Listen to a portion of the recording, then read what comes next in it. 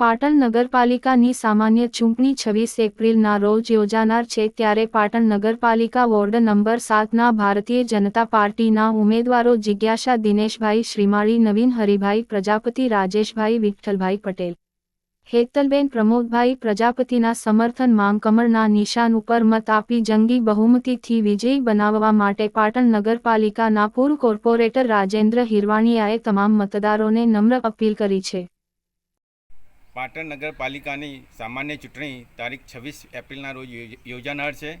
જેમાં ભારતીય જનતા પાર્ટીના ward number 7ના ઉમેદવાર જિજ્ઞાસાબેન શ્રીમાળી, હેતલબેન પ્રજાપતિ, નવીનભાઈ પ્રજાપતિ અને રાજેશભાઈ પટેલ આ ચારેય ભારતીય જનતા પાર્ટીના ઉમેદવારો છે. હું વોર્ડ નંબર 7ના તમામ મતદાર ભાઈ બહેનોને વિનંતી કરું છું કે કમળના નિશાન ઉપર આપ વોટ આપી ભારતીય જનતા પાર્ટીના ઉમેદવારોને જંગી બહુમતીથી વિજય બનાવો એવી મારી નમ્ર અપીલ છે.